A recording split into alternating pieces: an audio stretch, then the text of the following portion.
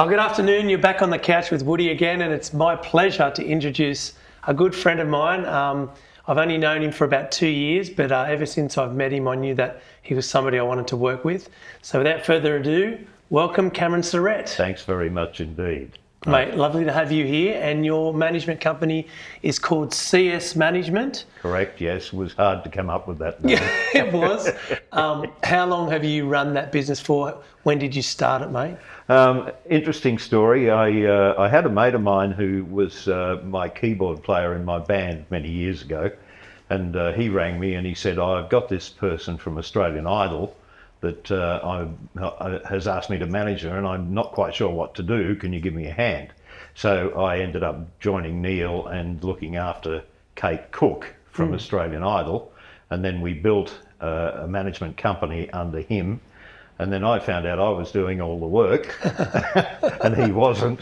So I thought, well, bugger that. And so I've turned around and built CS Management, and all the artists basically came with me anyway. Yeah. And so it started there. So that started about 2015, Right. I think, probably a bit earlier, but around about that time. So I've been on my own for about 8 years now. Okay, fantastic. Well, mate, you've done it all, you've seen it all, and you're still fighting strong. You're as sharp as a bowling ball. Yeah, and your humour's up there as well. So, oh, good on you. But what I want to do is I want to go right back to the beginning. This series of interviews that we do is really just peeling back the layers of everyone's personality in their life, and having a look at a snapshot at their life. But let's talk firstly about where you were born, where was home, where were you brought up, and then we'll introduce your family members as we do that. So. Okay, all right. Well, I'm an army brat. Wow. So I was born in Port Moresby, New Guinea. Wow. Where my father was serving. He served, he was one of the first to go into Japan after Hiroshima. And he came back, he was serving in Japan. He came back to Australia because he was supposed to drive King George for his Australian tour. And of course King George died and Queen Elizabeth took over. She didn't tour for another couple of years. So Dad was hoping to go back to Japan, but they said to him, you can go to New Guinea, but you need to be married. And so he turned around and asked my mother to marry him. Long story short in there, but so they married, went to New Guinea. I was born there.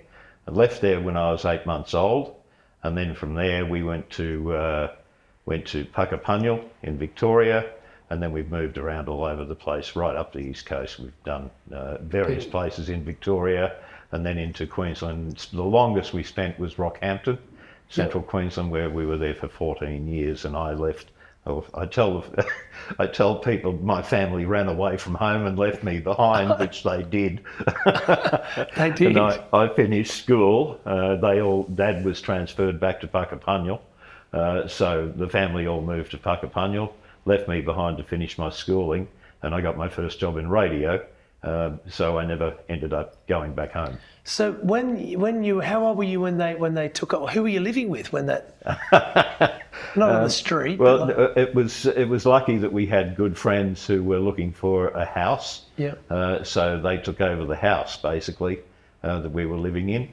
So I lived with them for a while. For a while, yeah. And then when I got my first job in radio, I got my own place. So how old were you when that sort of happened? And what age were you? 16? I was 19. 19. Yeah. Okay. So you're a fully grown man. You've discovered that you've always had this great voice. You would have had that at school. I didn't then. Okay. So you matured into it? Yes, I had to grow into it. All right. But what I'm saying is that where did your first love affair come with the spotlight and with show business? Because radio, anyone in the arts, it's all to do with show business, isn't it? You know? It is. It is. I think I've always wanted to do it since I was a kid. Always wanted to be an entertainer. I can remember, and I can still see it, when I was 4 years old, Mum and Dad gave me a little piano, and I don't know why I chose that particular song, but they told me when I was 4 that I was able to pick out "God Save the Queen" on the piano. Wow. So I was doing that at 4. That's insane. Yeah, and they bought me a ukulele. I think I was 8 when I got the ukulele. I got my first guitar given to me when I was 12. Yep. But I remember, you know, we were living in central Queensland, and I remember Emu Park Beach is just this huge, long beach where hardly anyone on it at any time.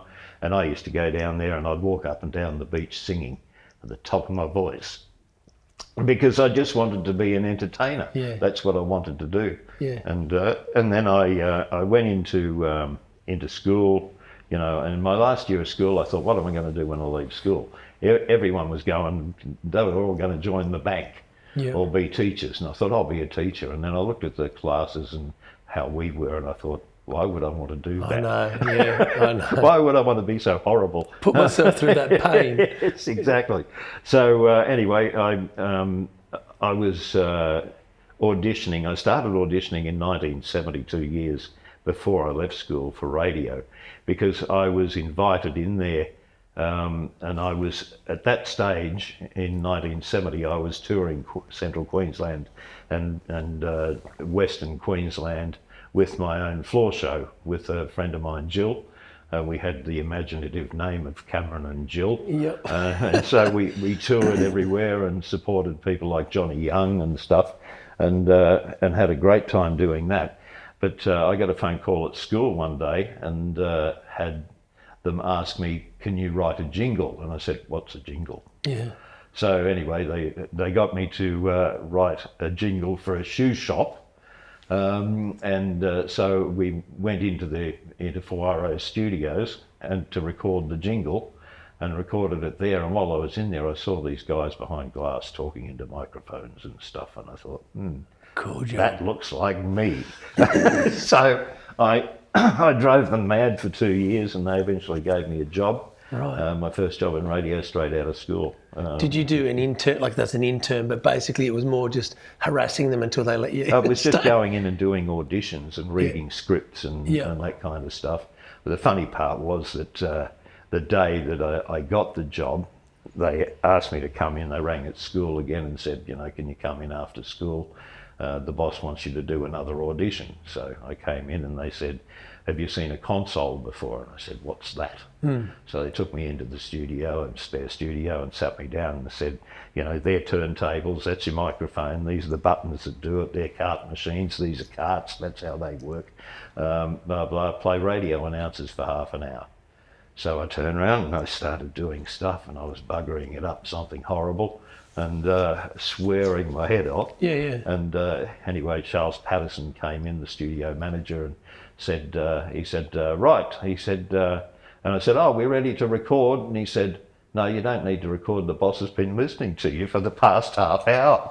And I was swearing my head off in the Really? Yeah, so I went down there to Ian Renton's office, and Ian turned around and said, I think you got talent, you got a job. We love you, but you swear like a sailor.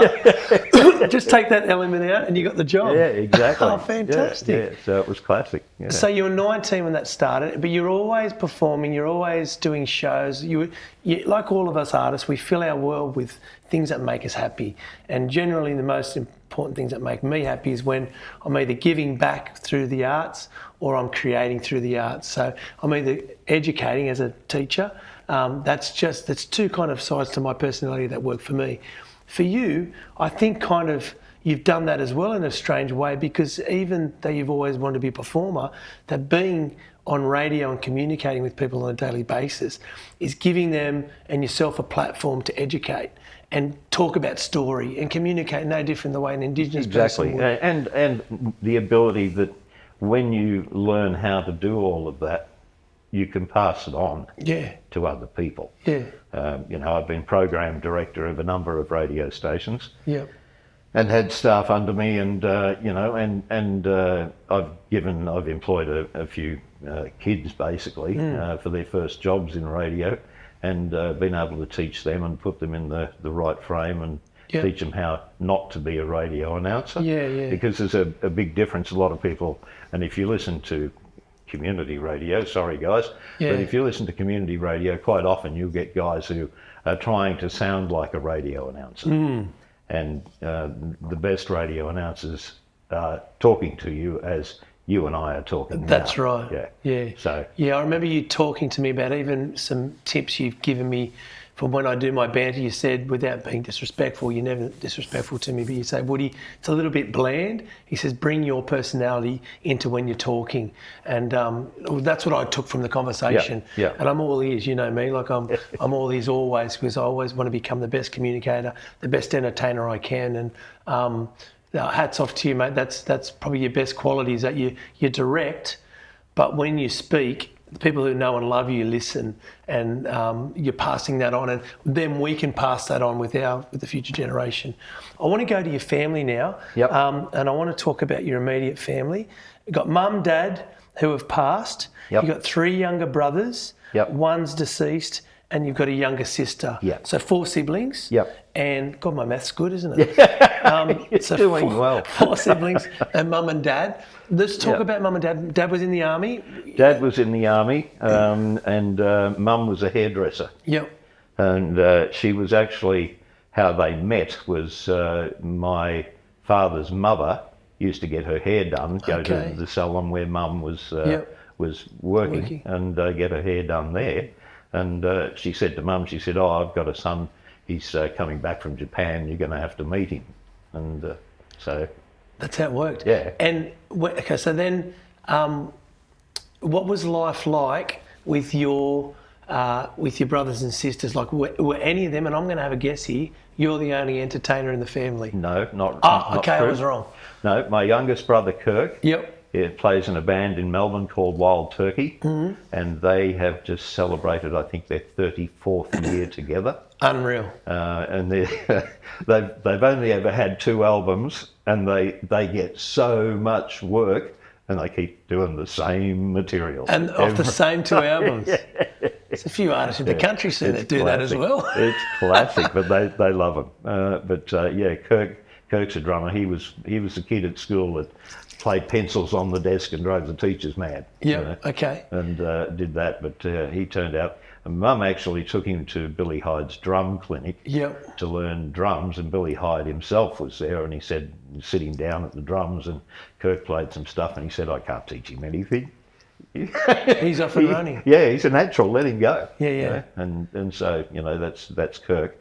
But my brother who's passed, Stuart, he was a mechanic. Yep. And a damn good one. And then he became a truck driver after Yep. a while. Did that. My brother Glenn, Glenn and Kirk. Kirk was my youngest brother, who's the drummer.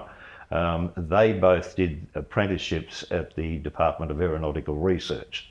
Wow. One as a plumber and one as a sheet metal worker. Yep.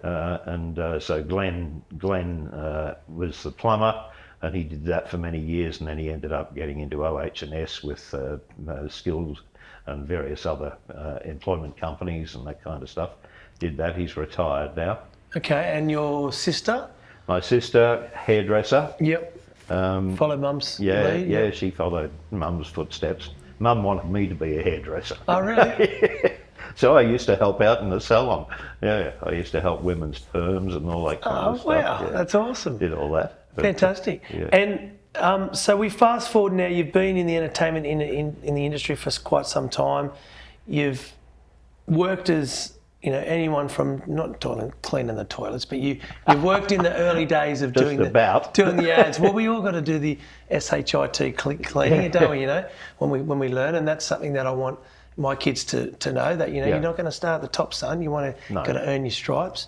But when you've gone through that, where was probably the most happy moment where you've thought to yourself, one is I'm really good at this, and then 2 is like that's something I can look back, especially with your music and you're performing there, that you go. I mean, for me at the moment, and we know this one, my best gig to date has been Penrith Panthers. Yeah. That we just recently did, and we got 600 people there. Yeah. And like I just got off stage and I've looked back at the video and I thought, man, we nailed that. Like I'm actually getting good at this. It's only taken.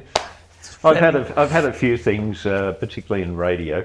I mean, you know, I can talk about my artists and what you guys are doing in a minute, but where radio was concerned, I was program director of a number of radio stations that I was lucky enough to take to number one when they were nowhere near being number one radio stations.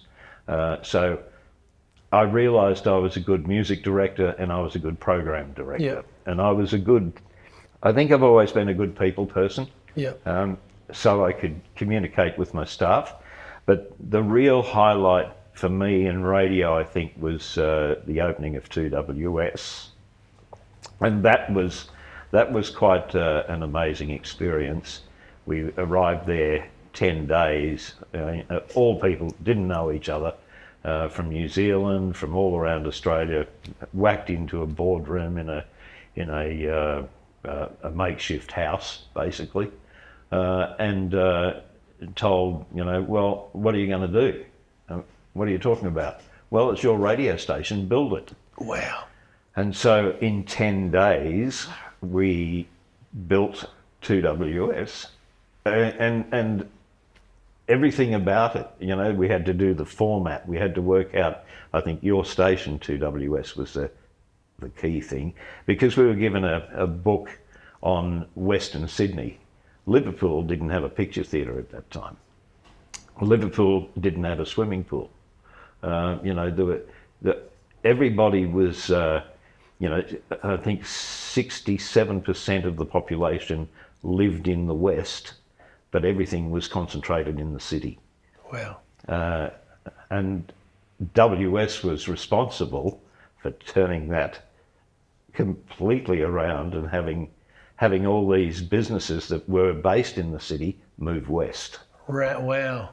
And that would have been about the late 60s, 70s? That was 1978, 79. So closer to the 80s, right? Okay, and Yeah, who was I was the first one to go number one on the station. Right. So As a jock? yeah. Yeah. So, you know, that was probably the highlight of my radio career.